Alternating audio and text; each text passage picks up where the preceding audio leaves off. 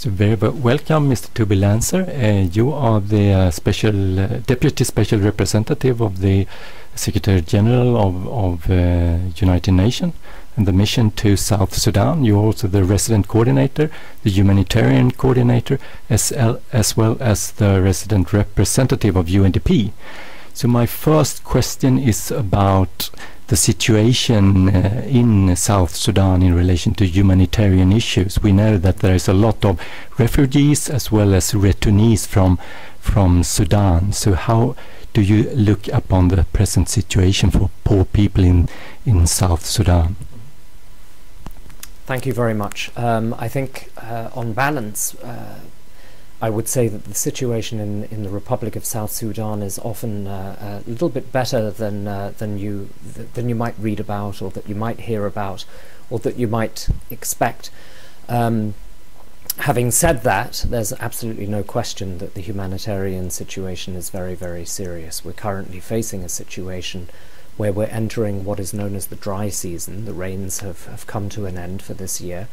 And there's a possibility that violence in the regions of South Kordofan and Blue Nile will oblige people to leave those areas of Sudan and seek safe haven and assistance inside South Sudan. So just last week in the State of Unity we saw I think it was almost 1,000 refugees arriving, in addition to the 175,000 who have already arrived there over the past months.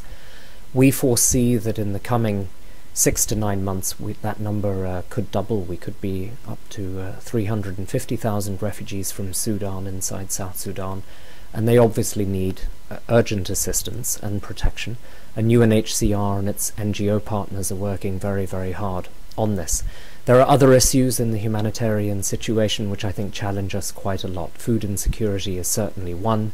We estimate that over 2 million people will require food assistance in the coming year, and I think intercommunal violence is an aspect which certainly puts pressure on the humanitarian situation, in particular in states such as Jonglei. So it's a mixed bag. It's a very serious situation.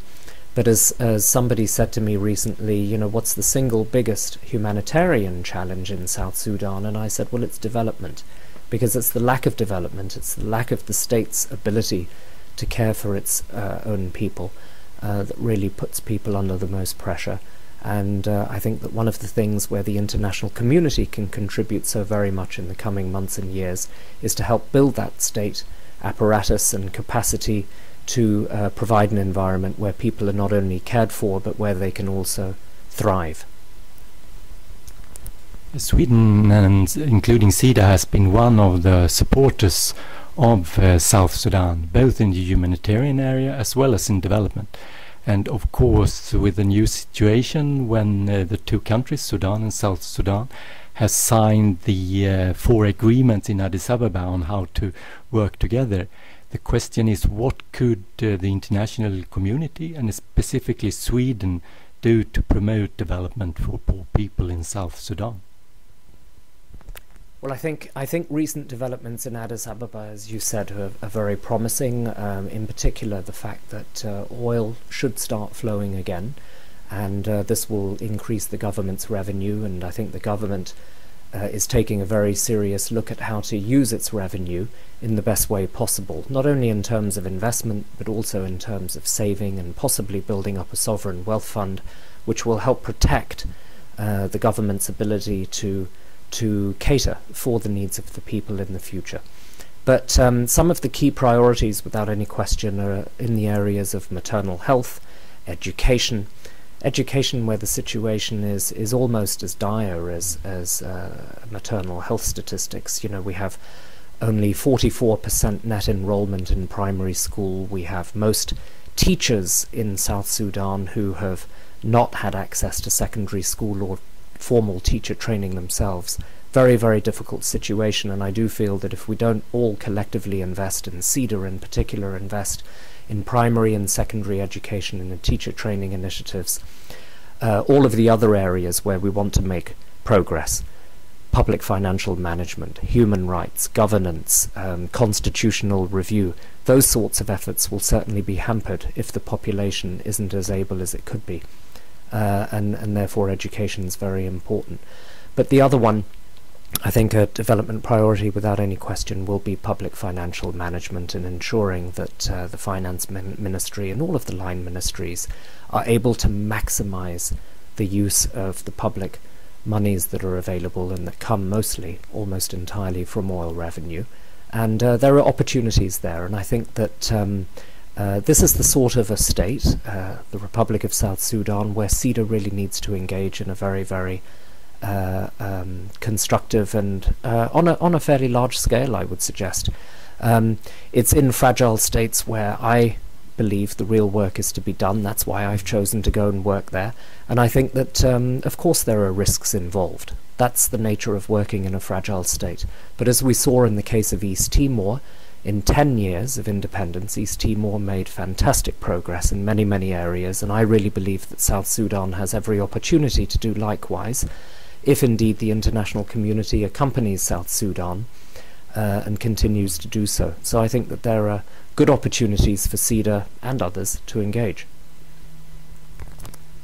Thank you very much. I think a final issue very high on the agenda for the Swedish government and Sida is the work against corruption, and that links to what you said about public financial management. And what do you think is the key things to support in South Sudan the forthcoming years to avoid coming into a more of a corruption economy?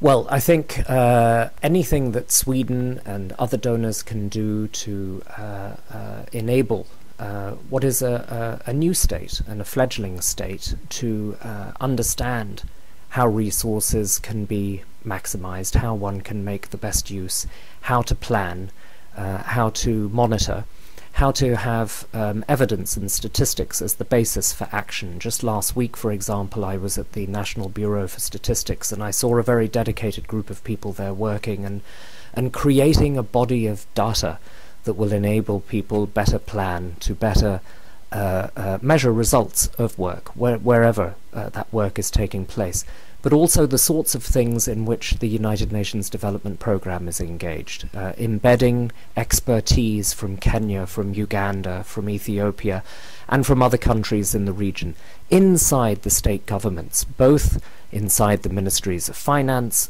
looking at public financial management issues, but looking at other key issues, health, urban planning, environmental issues and the like, which are all part and parcel of the development challenges facing the world's newest country, and where I think that much progress can be made in the coming years. Thank you very much, and good luck in your future work and the very important work to really strengthen the new nation. Thank you very much.